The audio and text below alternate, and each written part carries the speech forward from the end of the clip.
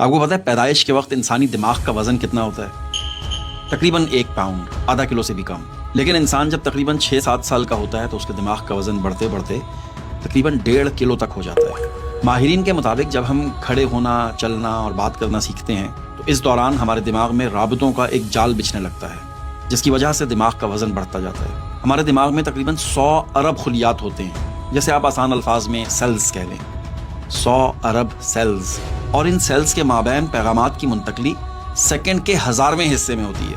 ہمارے دماغ کا دایاں حصہ جسم کے بائیں حصے کو کنٹرول کرتا ہے اور ہمارے دماغ کا بایاں حصہ جسم کے دائیں حصے کو کنٹرول کرتا ہے. دماغ سے ہمارے جسم تک کوئی بھی کام کرنے کے سگنلز 400 کلومیٹر فی گھنٹے کی رفتار سے پہنچتے ہیں. ایک دماغی خلیے کا سائز تقریباً 4 مائکرون ہوتا ہے. اس کا مطلب ہے کہ 30,000 دماغی خلیے سوئی کے سر کے اوپر سما سکتے ہیں. انسانی دماغ میں خون کی نالیوں کا ایک بہت بڑا جال بچھا ہوا ہے، جس کی لمبائی تقریباً 700 کلومیٹر ہے. یعنی کہ اگر آپ اپنے دماغ کی شریان کو ایک سائڈ سے پکڑ کر ٹریول کرنا شروع کریں تو کراچی سے صادق آباد تک پہنچنے کے بعد بھی آپ کی دوسری شریان کا حصہ کراچی میں رہے گا. یہ تقریباً 1.5 کلو وزن ہونے کے باوجود بھی ہمیں اپنے سر میں دماغ کا وزن محسوس نہیں ہوتا. ہمارے سر میں دماغ کے ارد گرد ایک ہلکی سی جھلی ہوتی ہے اور اس جھلی کے اندر پانی ہوتا ہے اور اس پانی میں وہ دماغ ہوتا ہے. اس پانی میں تیرنے کی وجہ سے دماغ کا وزن تقریباً 18 گرام کم ہو جاتا ہے. اسی لیے ہمیں دماغ کا وزن محسوس نہیں ہوتا. اور یہ لکوڈ اچانک کسی حادثے کے خلاف ایکشن کرنے میں کام آتا ہے اور دماغ کو گندگی سے بھی صاف رکھتا ہے.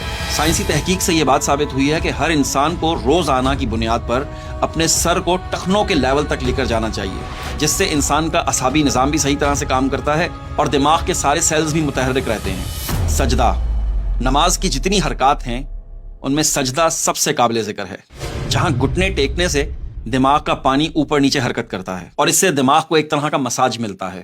لمبے سجدوں کے بعد ذہنی سکون کی سب سے بڑی وجہ یہی ہے. جو دماغ سجدوں کو چھوڑ دیتے ہیں وہ اس عظیم حرکت سے محروم رہتے ہیں، جس کی وجہ سے یہ دماغ انگزائٹی، ڈپریشن اور مائیگرین کا شکار رہتا ہے، جسے ختم کرنے کے لیے لوگ درد کی گولیاں کھاتے ہیں، جو ہمارے اسپائنل کو وقتی طور پر سن تو کر دیتا ہے لیکن سجدے جیسا سکون نہیں دے پاتا. یہ اس عظیم رب کی کاریگری ہے جو ہر چیز کو کامل ترتیب سے بناتا ہے. لقد خلقنا الانسان فی احسن تقویم. یقیناً ہم نے انسان کو سب سے اچھی صورت میں پیدا کیا.